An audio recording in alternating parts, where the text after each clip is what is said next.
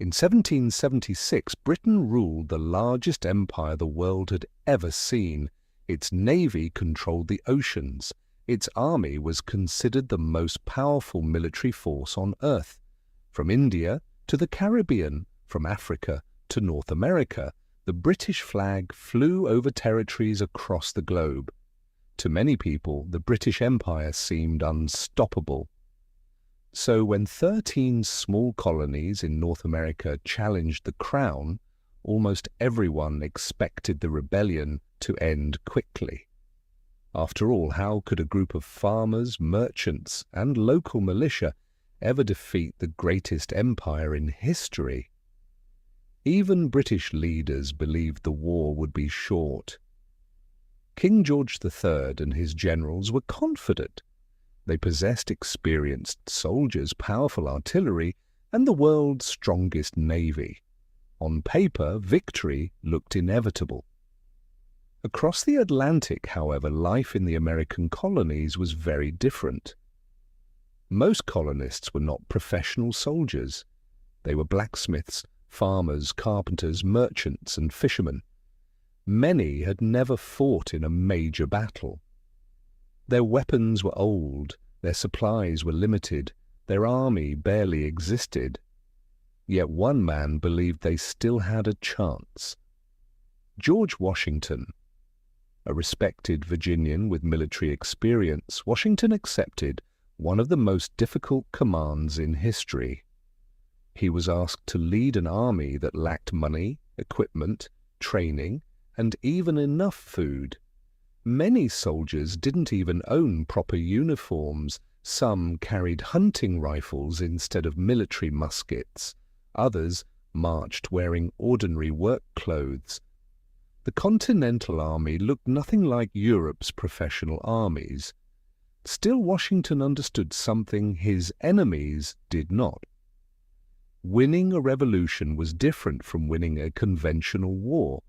The Americans didn't have to conquer Britain. They only had to survive long enough for Britain to give up.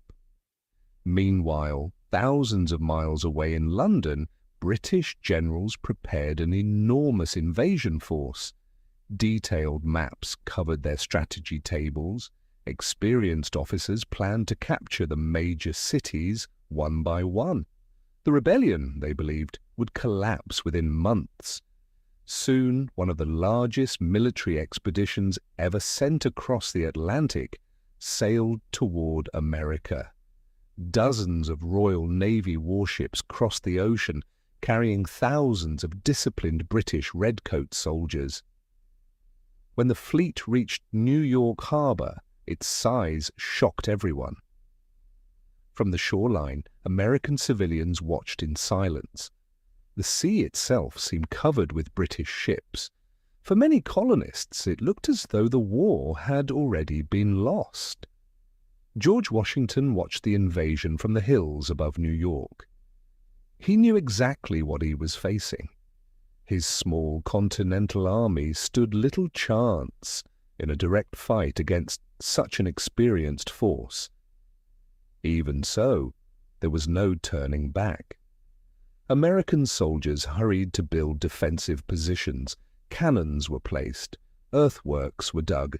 Militia from different colonies gathered together for what many feared would be the decisive battle. Across the battlefield, British officers prepared with complete confidence. Their soldiers marched in perfect formation. Their muskets gleamed in the morning light.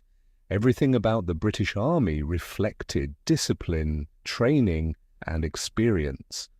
By comparison, the Americans appeared hopelessly outmatched. Looking across the battlefield, one question seemed impossible to answer. How could this tiny army ever defeat the most powerful empire in the world? The answer would begin to unfold on the fields surrounding New York. The first major test came in the summer of 1776. After arriving in New York with one of the largest expeditionary forces ever assembled by Britain, General William Howe prepared to crush the Continental Army once and for all. more than 30,000 British and German troops stood ready. Facing them, George Washington commanded barely half that number. His soldiers were tired, poorly trained, and many had never experienced a battle of this scale. The fighting began on Long Island.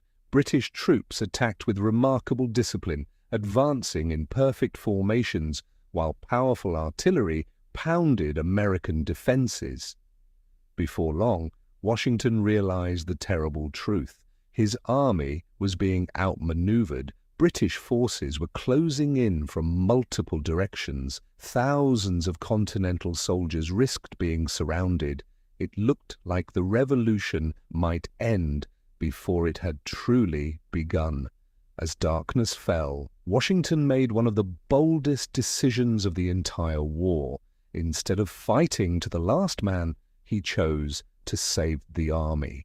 Under complete silence, officers moved through the camp, whispering orders. No drums, no shouting, no campfires.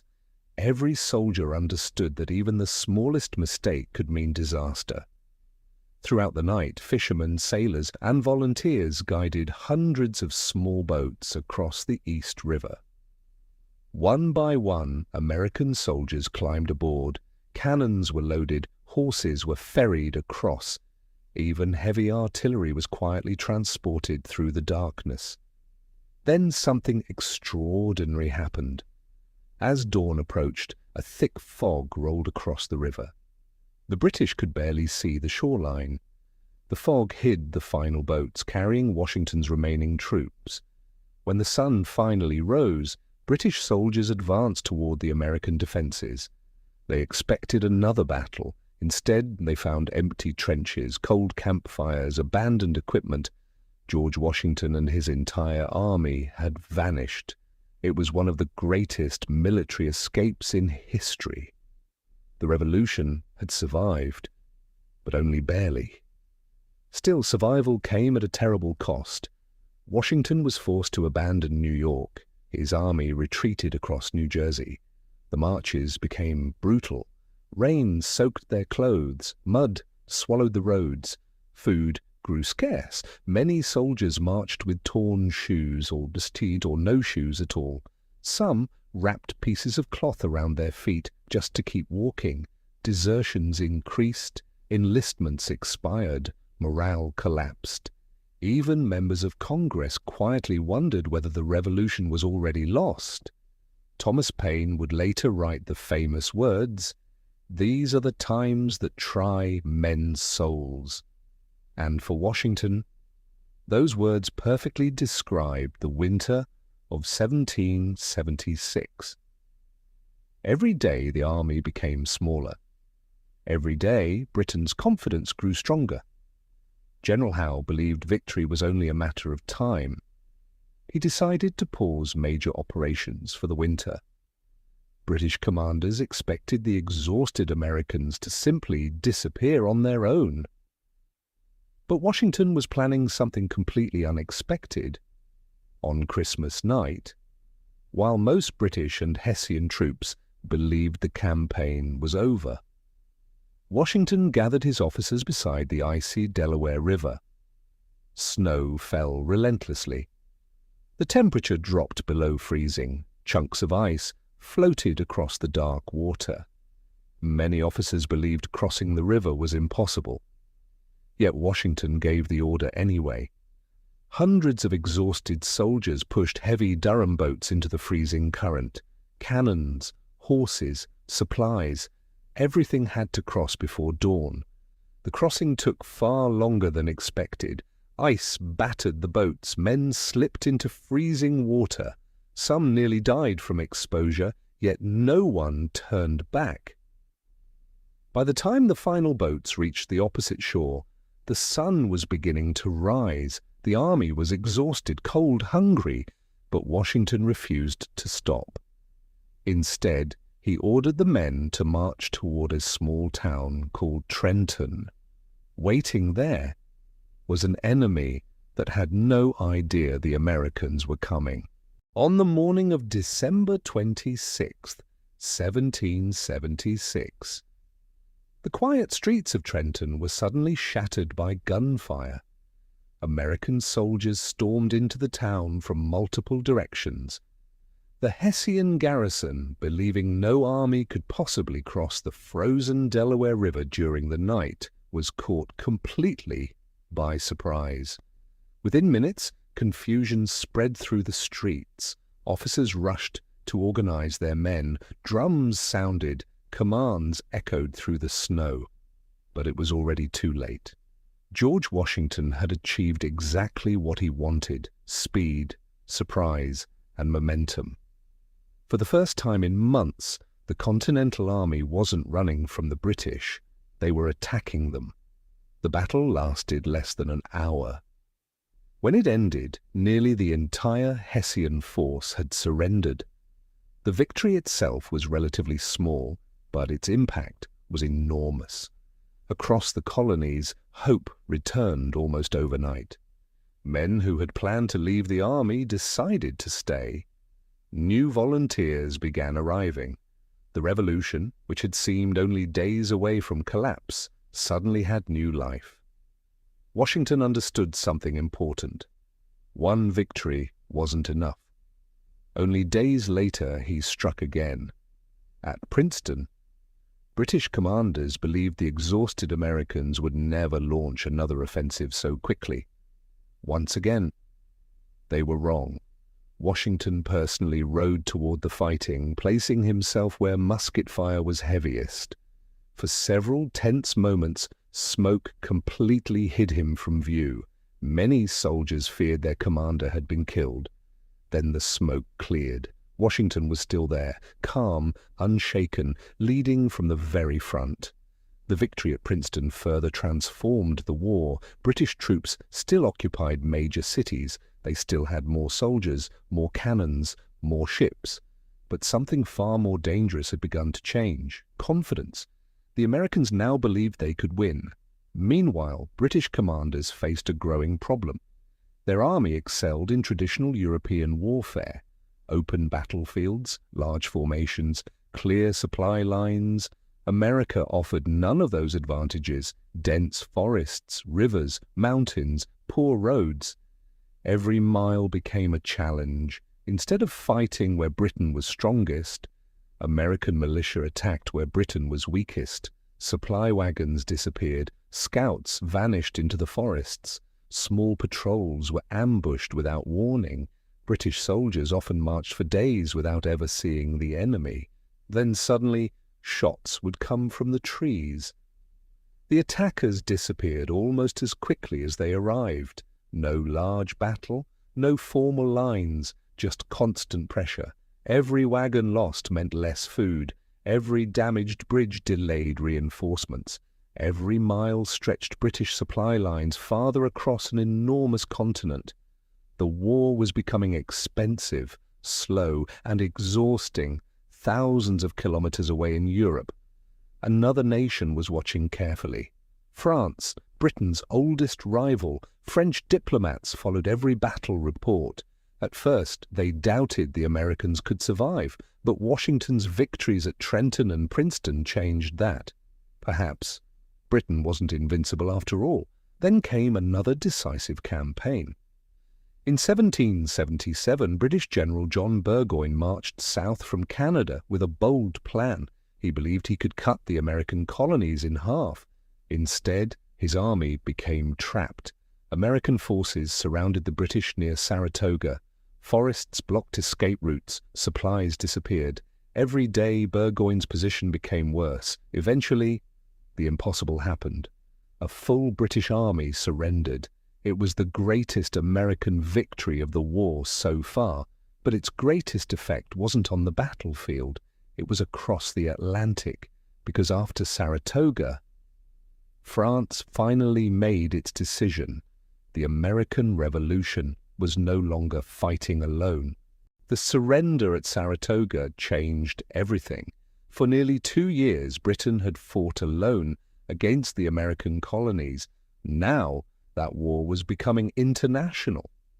In Paris, Benjamin Franklin met with French leaders, arguing that America could still win its independence. This time, They believed him.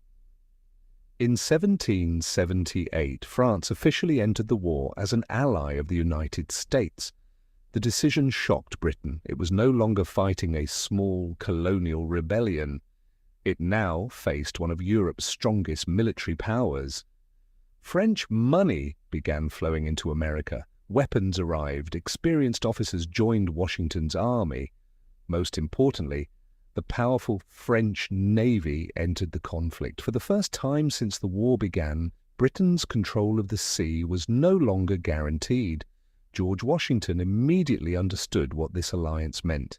For years, he had fought simply to keep the revolution alive. Now, they finally had a chance to win it. The war continued for several more difficult years. British armies still occupied important cities. Battles continued across the colonies. Both sides suffered enormous losses. But Britain's problems kept growing. Every soldier sent across the Atlantic required food, ammunition, horses, uniforms, and supplies transported thousands of miles from home. Maintaining such a massive army became incredibly expensive. Meanwhile, American militia continued attacking supply routes whenever opportunities appeared. British victories on the battlefield often failed to produce lasting control. Even after winning cities, they struggled to control the countryside. The longer the war continued, the more difficult Britain's position became. Finally, in 1781, the decisive campaign began. British General Lord Cornwallis established defensive positions at Yorktown, Virginia. He expected support from the Royal Navy. Instead, French warships arrived first. The French fleet blocked Britain's escape by sea. On land, George Washington and French General Rochambeau united their armies together. They surrounded Yorktown. Heavy cannons opened fire day after day. British defences slowly collapsed. Inside the fortifications, exhaustion spread. Food became scarce. Casualties increased. Every attempt to break out failed. Lord Cornwallis realised the truth. There would be no rescue. There would be no escape. On October 19, 1781, British soldiers marched out of Yorktown. One by one, they laid down their muskets. Years of fighting had finally come to an end. The greatest empire on earth had been defeated. 2 years later, the Treaty of Paris officially recognized the independence of the United States. A new nation had been born. But that still leaves one important question. Why didn't Britain crush America in 1776? The answer wasn't just one reason, it was 5. First, Britain underestimated the colonies. British leaders believed the rebellion would collapse quickly. Instead, the Americans continued fighting year after year. Second, America's geography worked against Britain. The colonies were enormous. Forests, mountains, rivers, and vast distances made controlling the land incredibly difficult. Third, the Americans refused to fight every battle on Britain's terms. Militia forces constantly disrupted supply lines, launched surprise attacks, and disappeared before British troops could respond. Fourth, France changed the balance of power without French money, French soldiers, and especially the French Navy. Britain might never have been trapped at Yorktown. And finally, George Washington. He rarely won spectacular victories, but he achieved something even more important. He kept the Continental Army alive again and again and again. He understood that survival itself was a victory. Because every year the revolution continued. Britain grew weaker while America grew stronger. The American Revolution was never the story of a weaker army defeating a stronger one in a single battle. It was the story of patience, resilience, leadership, and determination. Britain possessed the world's greatest empire, but the Americans possessed something just as powerful, the willingness to never give up. And that is why Britain never crushed America in 1776.